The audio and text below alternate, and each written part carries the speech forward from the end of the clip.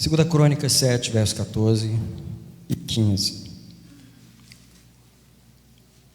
Aliás, eu vou começar do verso 13. E a palavra do Senhor diz: se eu cerrar os céus, de modo que não haja chuva, e se eu ordenar aos gafanhotos que consumam a terra, ou se eu enviar a peste entre o meu povo, preste atenção, como é que pode Deus falar uma coisa dessas? Mas Ele está falando: se eu enviar a peste entre o meu povo. E deixa eu fazer uma pausa antes de ler o resto do versículo. Há muitas pestes liberadas em nossa geração. Não é só enfermidades. Existe um espírito de morte espiritual liberado em nossa geração. E eles estão matando nossos filhos. Existem pestes espirituais matando o povo. Elas são liberadas por causa dos pecados. E aí o Senhor diz: se o meu povo, no meio dessas coisas todas, se o meu povo, que se chama pelo meu nome, se humilhar e orar e buscar a minha face e se desviar dos seus maus caminhos.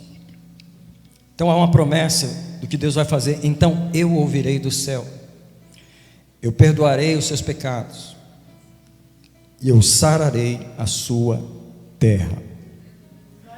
E o Senhor diz: agora estarão abertos os meus olhos e atentos os meus ouvidos à oração que se fizer nesse lugar. Então nesse momento nós vamos orar, nós vamos pedir uma coisa ao Senhor. Nós vamos pedir uma coisa que nós não temos, que só o Senhor pode nos dar, que é a capacidade de nos humilharmos. Às vezes a gente pensa que a gente pode se humilhar, mas a gente não tem condições. E eu quero que você peça: Senhor, eu preciso de graça. E eu peço nesse momento, a tua palavra diz: se eu conseguir me humilhar, se eu souber me humilhar, o Senhor vai trazer uma cura, o Senhor vai trazer uma vitória, uma libertação. Então nessa manhã eu peço: me ensina a me humilhar, me dá graça para me humilhar, me dá vitória sobre tudo aquilo que me impede de que eu possa me humilhar. Eu abençoo a tua igreja nesse momento. Eu libero os anjos do Senhor e mais uma vez eu estabeleço o domínio de Jesus na hora da pregação. E os anjos do Senhor amarram todo aquele espírito que rouba a palavra. Está amarrado agora na autoridade de Jesus. E este lugar está agora dominado pelo domínio do Senhor Jesus. Quem concorda com essa palavra? Eu te abençoo com a palavra de Deus nessa manhã. Pode sentar, em nome de Jesus.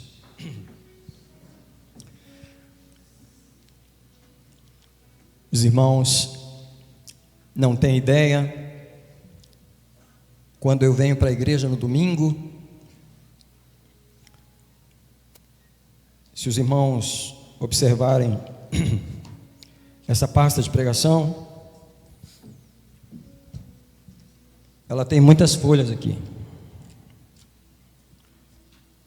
A maioria dessas pregações nunca foi pregada aqui. Eu venho para a igreja com várias mensagens, porque eu não sei, quando eu chegar aqui, qual que realmente o Senhor quer falar. Eu preparei uma mensagem tão linda ontem, porque foi uma mensagem fresquinha, que o Senhor me deu em Filipenses, uma mensagem que tem a ver com a paz, e eu fiquei tão empolgado com ela. Eu falei: puxa, que mensagem linda, eu vou pregar sobre a paz, o poder, a poderosa paz de Jesus. E quando eu cheguei aqui, o Senhor falou: você não vai pregar da paz, você vai pregar outra coisa, porque eu tenho um outro programa hoje. E desde o começo da adoração, o Senhor está falando de arrependimento e de renovação. E o Senhor tinha me dado essa mensagem de arrependimento há 2 meses atrás, 3 talvez. E ela era para hoje. Então eu queria compartilhar com você alguns pensamentos simples, por causa do horário também, mas eu queria que você compreendesse que não é tão fácil assim a gente se humilhar. Os resultados são muito grandes de uma verdadeira humilhação, mas nem tudo que se chama humilhação é humilhação.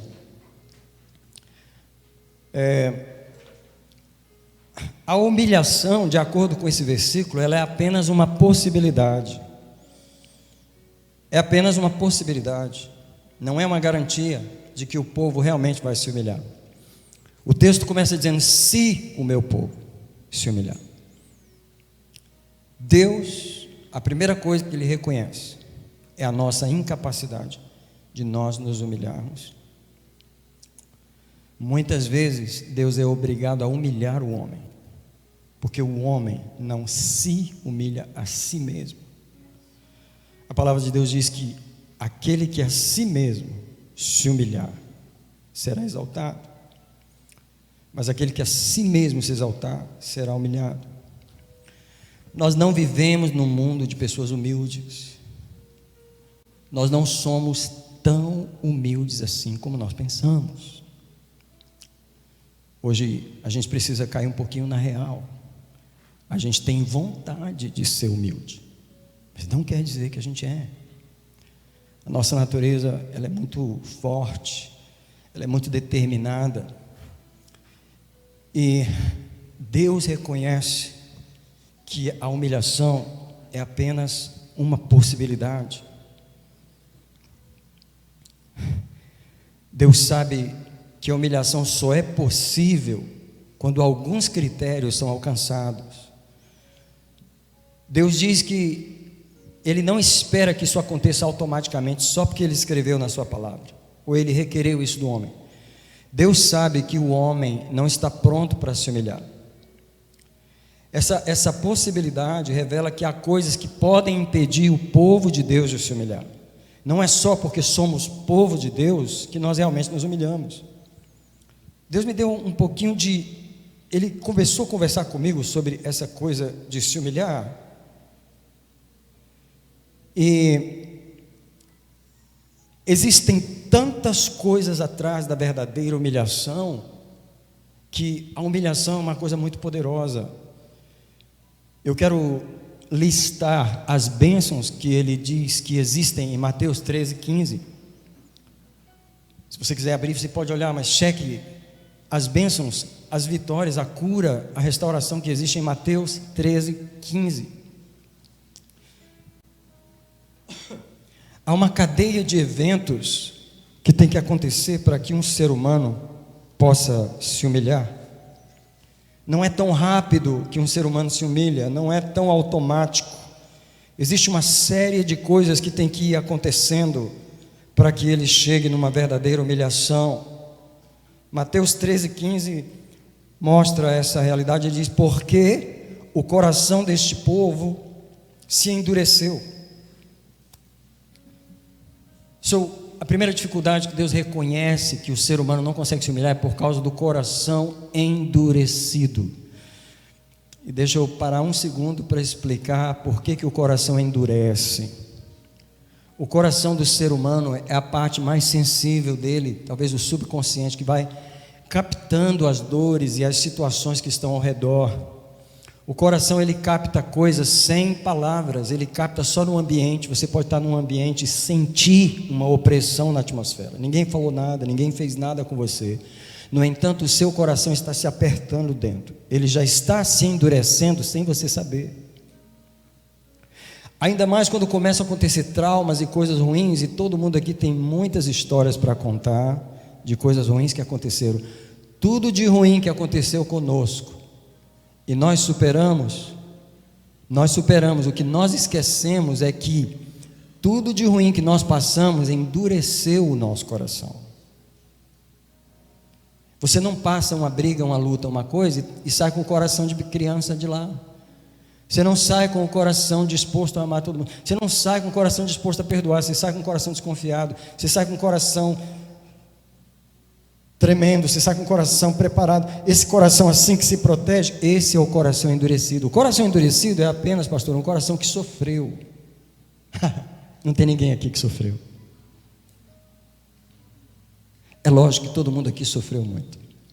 E porque você e eu sofremos muito, o nosso coração está endurecido, mesmo quando a gente vem para Deus, mesmo quando a gente adora, a gente não percebe a dureza. Então, a primeira coisa que Deus reconhece é que o coração do povo se endureceu.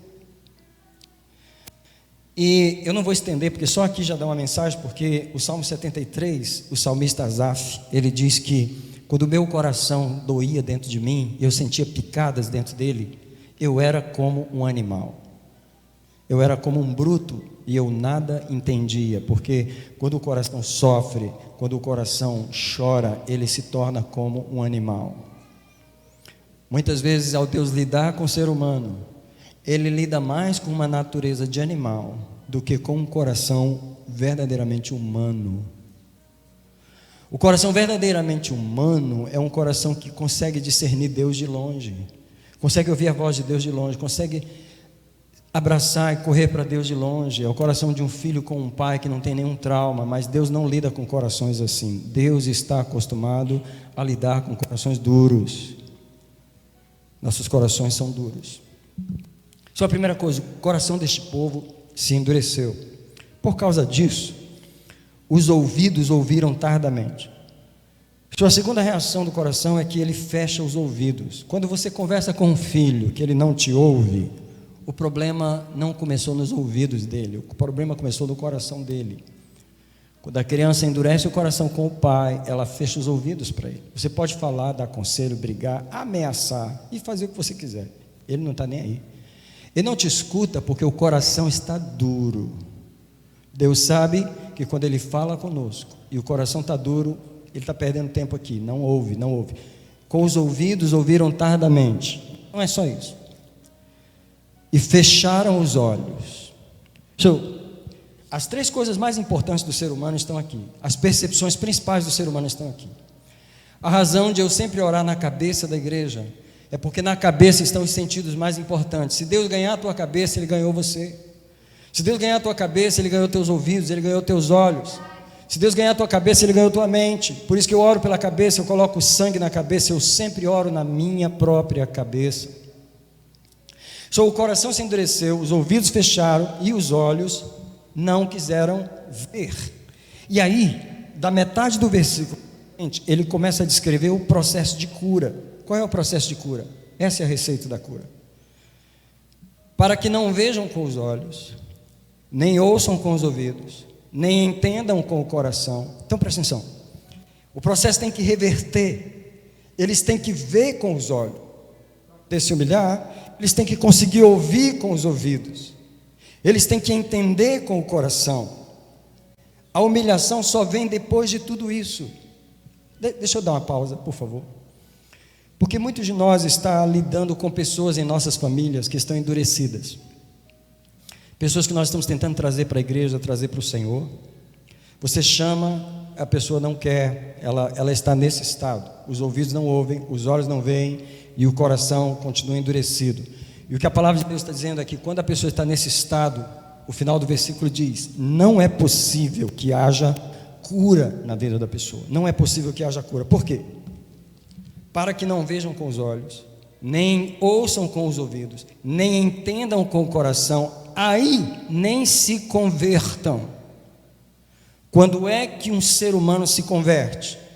Quando ele ouviu com os ouvidos, quando ele viu com os olhos e quando ele entendeu com o coração, agora ele se converte. São 4 coisas que têm que acontecer. 3 coisas têm que acontecer antes da pessoa se converter. Ele tem que ouvir com os ouvidos, tem que tirar os tampões dos ouvidos, os demônios que ficam falando enquanto você está falando. Deixa eu fazer mais uma pausa. Oh Deus, acho que não vou pregar nem aquilo, já estou preso aqui. Quando você está aconselhando um filho, você está colocando a sua voz no ouvido dele, não está? Está ou não está? Eu queria perguntar se você, antes de conversar com ele, você já amarrou os demônios que estavam no ouvido dele? Ou você simplesmente pensa que eu cheguei, aqui não tem ninguém, é só eu, é eu e o meu filho, eu vou falar no ouvido dele, ele vai me ouvir? Já tinha alguém falando no ouvido dele antes de você chegar. Deus não ignora os demônios que estão falando nos ouvidos das pessoas quando ele vem falar. Deus sabe que ele tem que calar a boca de alguns demônios antes da pessoa poder ouvir a voz dele. Eu e você temos que aprender a amarrar os espíritos antes de falar com as pessoas. Ouvir com os olhos, isso é, ouvir com os ouvidos, ver com os olhos, entender com o coração e se convertam. E as últimas 4 palavrinhas do versículo, e eu os cure. Pronto. Jesus teve que falar tudo isso para poder falar, para que eu cure as pessoas. Elas precisam se converter. Para elas se converterem, elas precisam entender com o coração. Para entender com o coração, elas precisam ouvir com os ouvidos. Elas precisam ver com os olhos. Você percebe que não é tão fácil para um ser humano se humilhar. Deixa eu dizer o que mais acontece. Acontece mais vontade de se humilhar. A pessoa tem até um desejo de se humilhar. Desejo de se humilhar não quer dizer que a pessoa se humilhou. É apenas um desejo.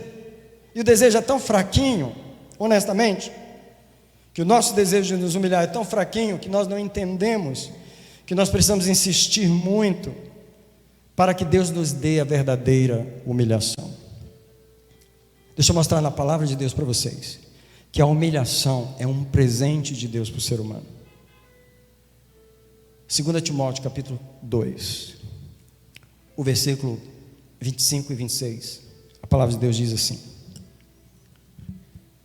2 Timóteo 2, 25 e 26. Diz assim a palavra de Deus: ao servo do Senhor não convém contender. Tim, você pode vir aqui? Aqui, ó. Meu filho rebelde. Ele não tem nada de rebelde, não. Ele é muito. Pode sentar aí. Botei ele dentro do quarto, porque não estou aguentando. Estou por aqui com ele, ó. E ele vai. Hoje esse menino vai ter que me ouvir. Mas hoje ele vai me ouvir. E é assim que os pais fazem. Sabe por quê? Nós pais, muitas vezes, nós só colocamos a criança no eixo quando a gente perde a paciência. Porque o que a gente vai fazendo é tolerando. A gente não tem coragem de estabelecer os limites cedos, de estabelecer as coisas cedo. Aí você vai tolerando. A criança brinca com a sua cara, ela brinca com você, ela te desobedece. E você vai levando, você vai. Aí uma hora você não aguenta mais e começa a gritar com ela. Ih, eu vou até virar as costas, porque eu não estou falando com ninguém aqui.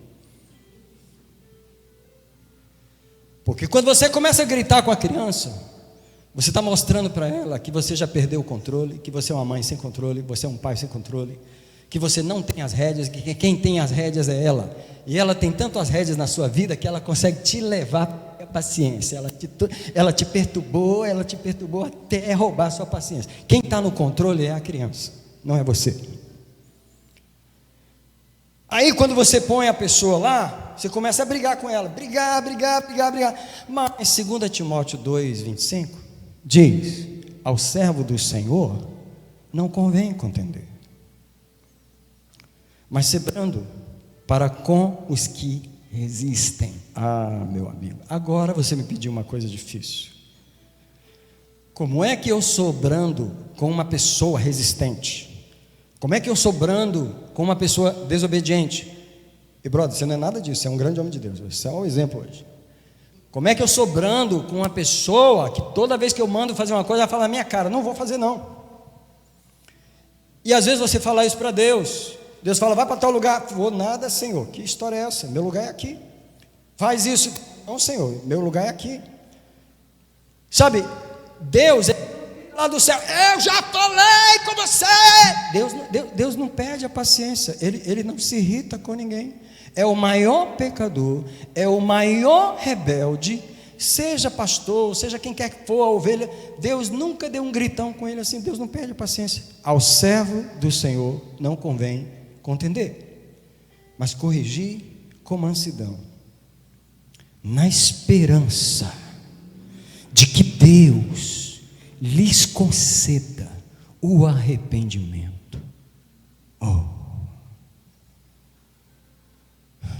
Uma das grandes revelações que um pastor tem no pastorear é que ele não converte ninguém, e que ele não deve brigar com ninguém, que ele não deve contender com ninguém, e que ele não deve fazer isso que eu acabei de falar, porque ele jamais conduz uma pessoa ao arrependimento. Não é o pregar que conduz, não é o chamar que conduz, não é a visitinha no lar que conduz, nada disso conduz ninguém ao arrependimento. O ser humano é duro, e a única pessoa que pode conceder a ele o arrependimento é o Espírito de Deus. Agora olhe para mim, porque uma das mensagens que eu ia pregar hoje era para os pais. Eu sei que é dia dos pais no Brasil, mas não era por essa razão. É porque Deus tinha me dado uma mensagem sobre criação de filhos. Era a mensagem, era uma das que eu ia pregar hoje, mas ela está guardada para vocês. E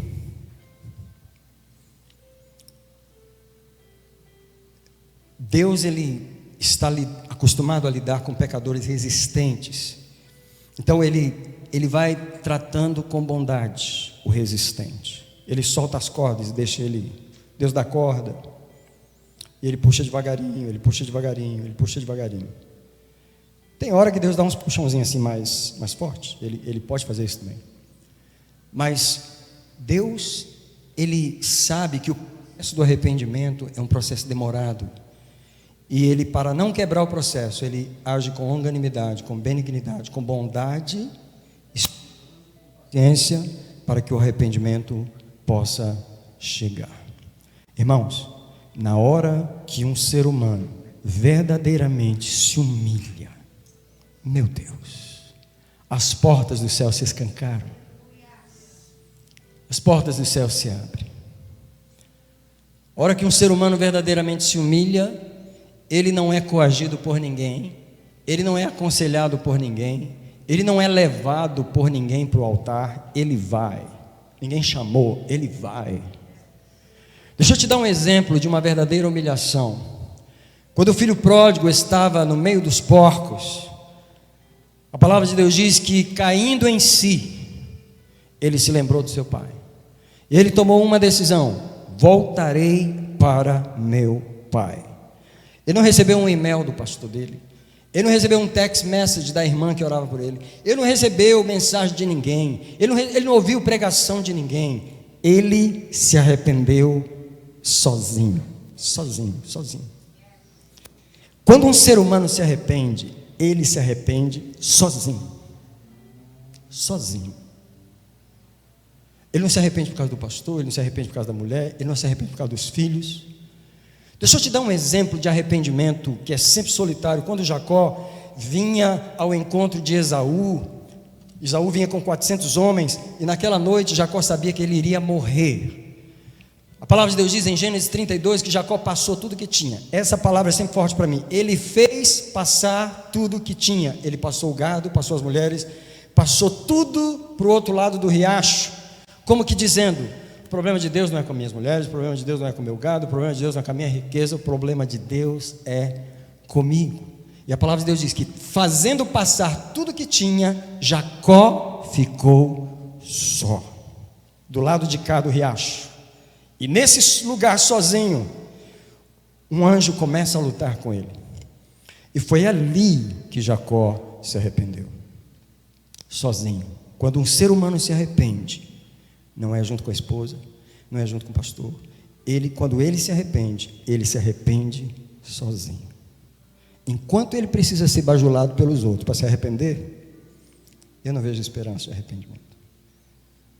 Porque nós que estamos ao redor de nossos familiares, pessoas desviadas ou pessoas rebeldes, nós ficamos ao redor, nós ficamos abanando, nós ficamos chovendo o nosso molhado em cima, nós ficamos tentando produzir na pessoa o arrependimento. É verdade ou não é? O que a pessoa faz com a gente? Fica zombando da gente, fica fazendo a sua posturinha, continua me chamando, pode continuar me chamando, é ou não é? Ela move do lugar por causa de nós.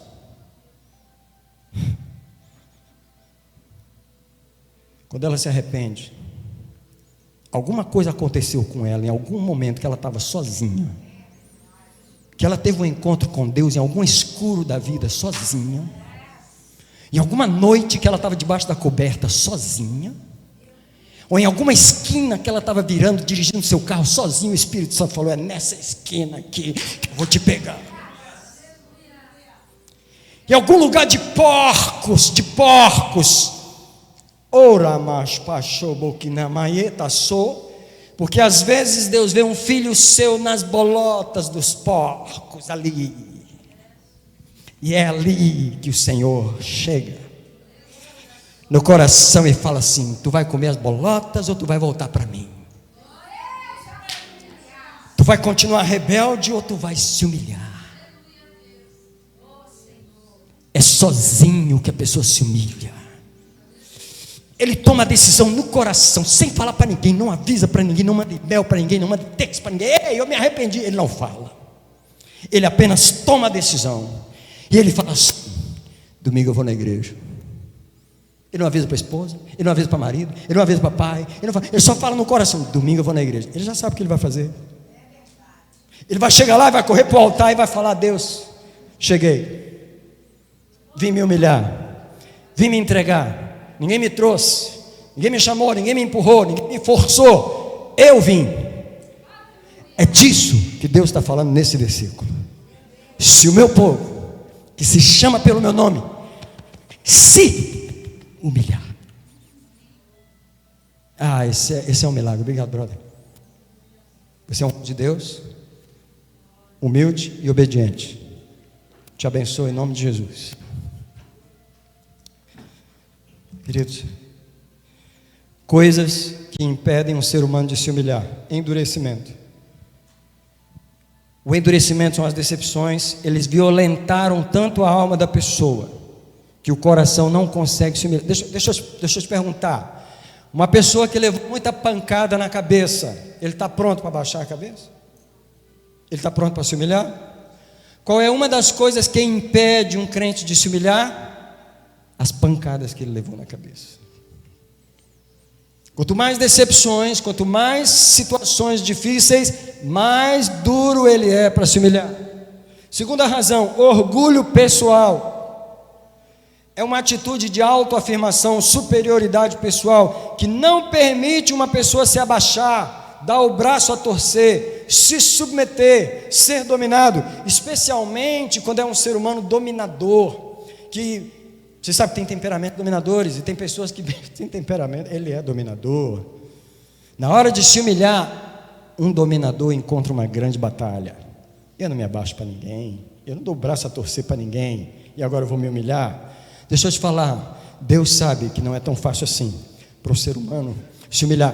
Terceira razão que impede um ser humano de se humilhar, e essa é uma das piores: orgulho espiritual. Ei, esse aqui é um dos piores: a autojustiça própria, a ideia que a pessoa tem de si mesma, de que ela já faz tudo certinho. Eu não estou falando com ninguém aqui, não estou, porque não tem ninguém na igreja que acha que faz tudo certinho. Inclusive, pessoas mais espirituais são as que correm o maior risco de orgulho espiritual. Afinal de contas, eu vivo orando, eu vivo lendo a Bíblia, eu vivo indo para a igreja, eu vivo dando meu dízimo, eu vivo fazendo tudo certo, e cada coisa que ele fala, ele só está confirmando a sua autojustiça diante de Deus, e para Deus assim: por que você acha que eu tenho que me humilhar? Eu ando dando meu dízimo, eu venho para a igreja, eu canto louvor, eu sou fiel, eu não falto o culto, eu chego no horário, eu não sou pessoa que fica falando isso, fazendo aquilo. Justiça própria. Não deixa ele se humilhar. E Deus está falando: se o meu povo se humilhar, mas o orgulho espiritual não deixa ele se humilhar. Deixa eu dizer uma coisa para você: quanto mais eu oro, mais eu tenho medo. Quanto mais eu busco a Deus, mais eu tenho medo de uma coisa chamada presunção. Presumir que agora eu estou bem.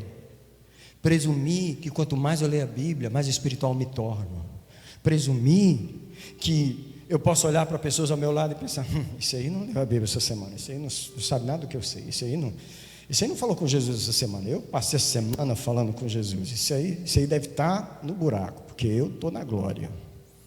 Essas palavras não são pronunciadas, elas são apenas pensadas. E Deus olha o coração do crente e diz assim: quanto orgulho espiritual, quanto orgulho espiritual. Deixa eu dizer para você, não é tão fácil alguém se humilhar na igreja. Aliás, as pessoas que estão na igreja talvez sejam as mais difíceis de se humilhar. Deixa eu dizer para vocês, há uma bênção atrás da humilhação, mas não é tão fácil assim ela chegar. Inferioridade. Pessoas que já se sentem tão oprimidas pelos outros que elas não conseguem mais se humilhar. Porque humilhar-se para elas seria o golpe final. Eu já não sou nada, eu já nunca fui nada, todo mundo já me rejeitou, eu já sou ninguém, ainda tem que me humilhar? Ah, para com isso. A inferioridade impede muita gente de se humilhar. Falo para você, brother, não é fácil humilhar. Existem muitas vozes dentro de nós dizendo assim: você tem que se autoafirmar, você tem que se segurar, você tem que se proteger, você tem que se defender. Por isso que Deus diz: se o meu povo se humilhar. Outra razão, autoimagem. A pessoa tem uma reputação, ela está mais preocupada com o que as pessoas vão dizer ou pensar, que a pessoa não é capaz de se humilhar. Deixa eu dizer para você, às vezes eu topo com alguém no aconselhamento, que a preocupação da pessoa não é: eu vim aqui para que Deus corrija a mim. Ela está preocupada com o que os outros vão pensar, se alguém souber do que ela está passando. Ela está mais preocupada com a imagem dela. Isso não é humilhação. Quando você está preocupado com o que os outros vão pensar, você não se humilhou. Volta para lá, vai orar mais. Você ainda está mais preocupado com sua autoimagem. Ah, o que vão pensar de mim depois disso? Que você é um pecador igual nós, que você é caído igual nós, que você é perdido igual nós. Qual é a novidade que vão pensar de você, que não já pensaram de mim? Qual é a novidade, pecador? Nenhuma. Assume os teus pecados. Não é tão fácil se humilhar. Quando a gente canta "Se eu me humilhar", parece tão fácil. Parece tão fácil. Parece tão fácil chegar no altar e chorar. Você pode chorar no altar e não se humilhar. Você pode se arrastar no chão e não se humilhar.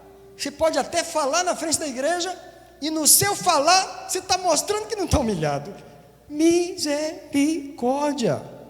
Não é fácil para a gente se humilhar. Fastio espiritual. Quando você não tem fome e sede de Deus, você não encontra motivação suficiente para se humilhar, para voltar atrás, para se arrepender, para se converter. Deixa eu te dar um exemplo. Eu não estou matando, eu não estou roubando, não estou traindo minha mulher, não estou fazendo nada errado. Do que eu tenho que me humilhar? Exatamente.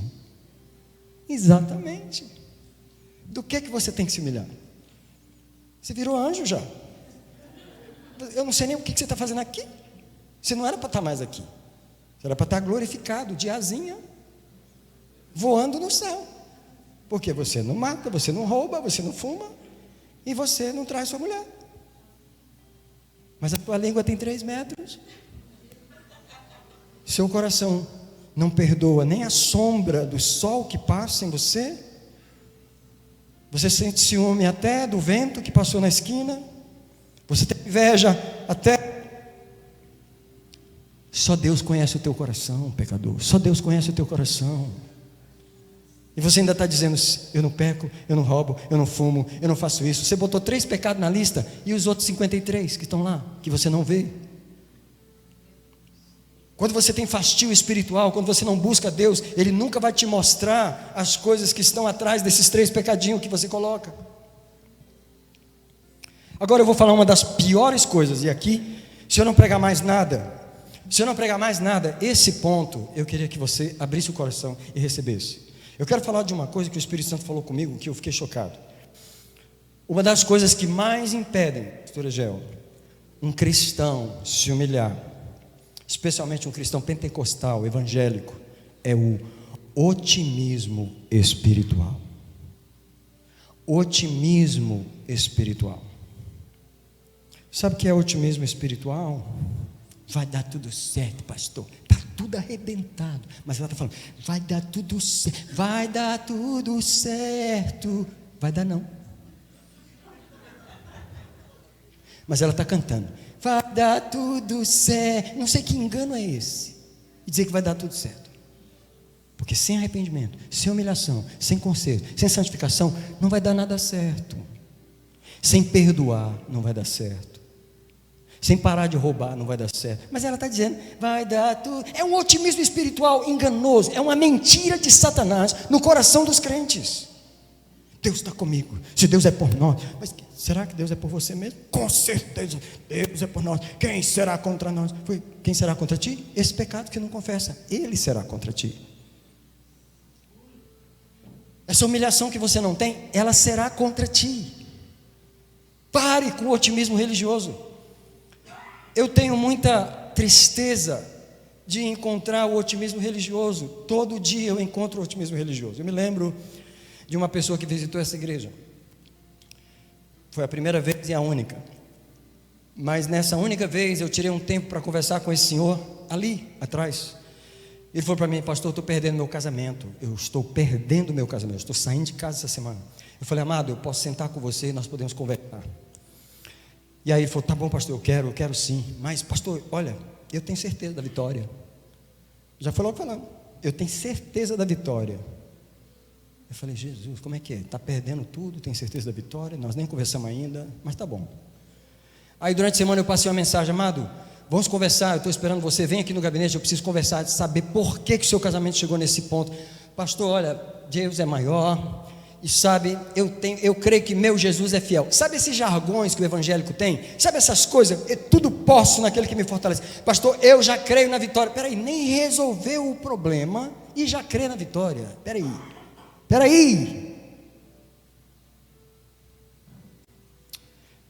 Tanto foi o otimismo religioso daquele irmão, que ele nunca apareceu para conversar, ele nunca apareceu para descobrir as razões porque seu casamento estava perdendo, ele nunca apareceu para ver os seus próprios pecados, ele nunca apareceu para resolver a situação, ele só começava a falar: a vitória vai ser minha, a vitória é minha, Jesus vai me dar a vitória, eu vou ganhar. E qual foi a vitória? Saiu de casa.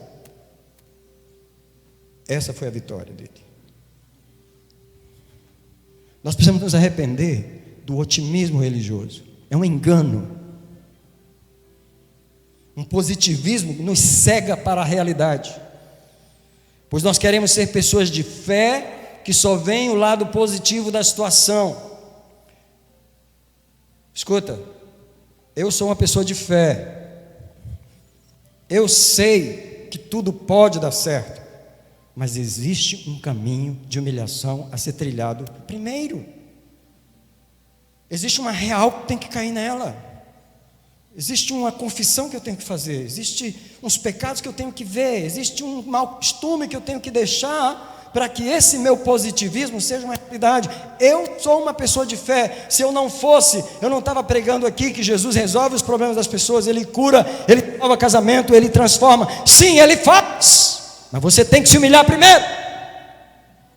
Sim, Ele faz, mas eu tenho que cumprir a palavra dele primeiro. Não é eu chegar com esse positivo religioso, botar uma capa por cima do problema, da ferida. É do tipo assim: eu vou comprar um band-aid colorido. A ferida está... Rafael, vem cá rapidinho, por favor. Você pode contar em 10, 30 segundos aquele problema que aconteceu no seu dedo no Brasil, que você cortou a mão, o dedo ficou cheio de pus. Se não fosse aquela bola, você tinha perdido seu dedo. Como é que foi a história?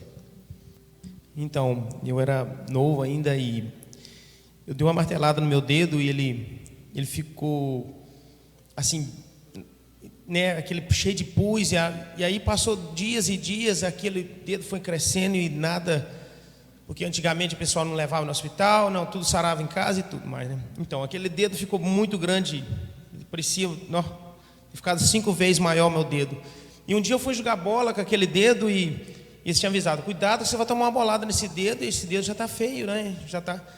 E parece que foi assim, cheguei lá dentro, já a bola veio de lá de rumo e já me deu aquela bolada, e aquele dedo estava enorme, já estourou, fiquei, né, assim, louco com aquele dedo, porque quando o dedo começou a soltar os pus, de dentro do nervo começou a sair os nervinhos.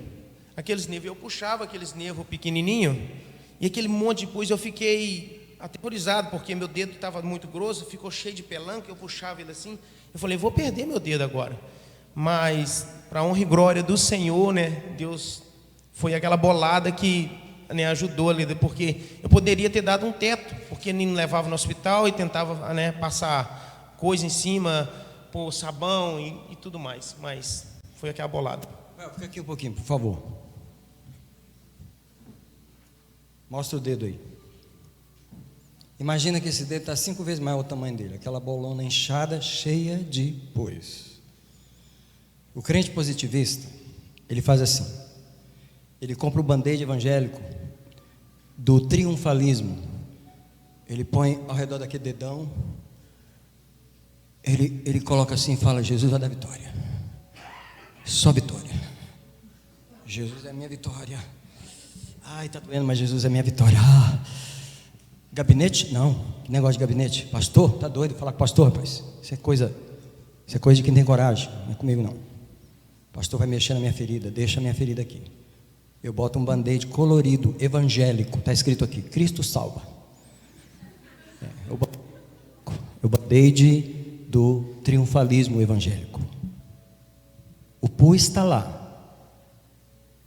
O diabo olha para essa capa evangélica que está afora, ele fala assim, eu tenho uma tesourinha de furar isso. E Deus fica olhando para o seu filho e dizendo assim, eu preciso levar ele para um jogo de futebol. Eu preciso dar uma bolada nesse dedo. Aí Deus prepara um artilheiro daquele que vai com o pé enviado para explodir essa armação humana que está envolvida com um triunfalismo, um positivismo religioso. E Deus destrói o negócio, fura o negócio, expõe a sujeira, expõe a podridão. O Rafael falou que essa pele aqui ficou tão grande que ele puxava ela assim, porque ela estava esticando. Tem crente esticado, é só pus dentro dele, é só inchaço. Estou orando, irmão, estou fazendo campanha, estou buscando, pastor, estou buscando, estou na benção, pastor. Irmão, vou falar para você, é difícil a gente se humilhar, irmão. É difícil a gente descer do pedestal evangélico, irmão. É difícil a gente abrir mão desse positivismo enganoso, levar o dedo para Jesus e falar, está inflamado, está cheio de morte, está cheio de doença, se o senhor não furar, eu vou morrer, eis aqui o meu dedo de morte, cura o meu dedo. Obrigado, brother. Deus está rasgando o band-aid colorido hoje do otimismo religioso. Apocalipse 3,17. Não sabes, pensas que és rico, abastado e não tens falta de nada, e não sabes que és pobre, cego e nu. Esse é o positivismo religioso. Quando você não conhece a sua miséria, você não reconhece a sua miséria.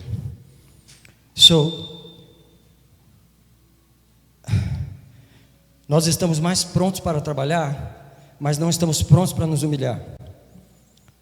Nós estamos dispostos a fazer qualquer coisa na igreja. A única coisa que nós não estamos dispostos é nos humilhar, é nos jogar no chão. É Deus trabalhar em nós. Nós queremos que Deus nos use para trabalhar nos outros. Tem um último motivo que eu quero mencionar sobre que nos impede de se humilhar: medo de ser corrigido, medo de ser visto como errado.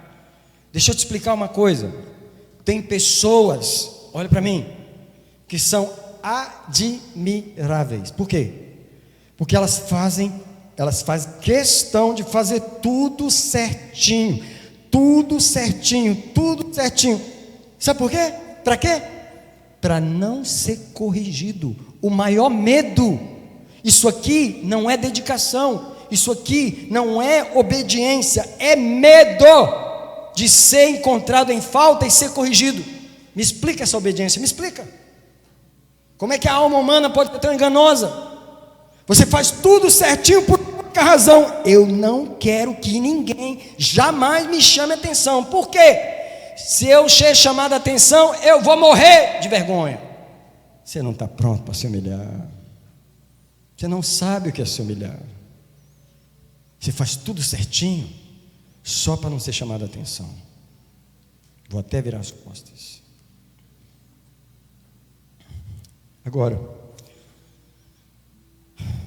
quem está verdadeiramente humilhado é quando o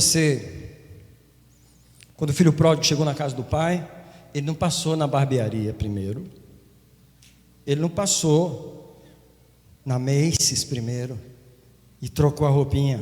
Deixa eu te falar, quando a gente se humilha diante de Deus, a gente vai andando. Sabe aquele lugar onde Ele nos encontrou, todo sujo, rasgado, sujo? É daquele lugar que a gente vai para o encontro com Deus. É com aquela roupa que a gente vai. É com aquele mau cheiro que a gente vai. É com aquela sujeira que a gente vai. E a gente vai desse jeito. Não importa quem eu encontre pelo caminho. Onde você está indo? Estou indo me humilhar. Desse jeito, I don't care. Mas o que vão falar de você? Eu não quero saber. Eu estou indo me humilhar. É um milagre. É o maior milagre que acontece na vida do ser humano. É quando ele tem um encontro com Deus, em algum lugar secreto, de lá ele sai. Ele era tipo assim: podia passar na mesa, a roupa, podia passar no barbeiro, cortar o cabelo, podia passar. Não, ele não faz escala em lugar nenhum. Dali ele vai direto. Foi isso que o filho pródigo fez. Do porco, com a mesma roupa, ele foi direto para a casa do pai. Quando ele chegou na casa do pai, ele estava com a roupa rasgada, com cheiro de porco, desengrenhado. Ele deixou o pai limpar ele. Quem quer deixar o pai te limpar nesse momento? Vem para o altar. Que uma parte que se show por ebede. Godiebeta se que meto choro por ebede. Cochamabacuta se peribeda. Shabari peke peta seremena. Shebekere peke pekere pekere mena. Pesa para cá. Quem quer deixar o pai te limpar nessa manhã? Quem quer dizer para ele: pode me limpar, pode me limpar, pode me limpar. Eu não vou me limpar a mim mesmo, vou deixar você me limpar. Eu não quero saber o que vão pensar de mim, eu não quero saber o que vão falar de mim.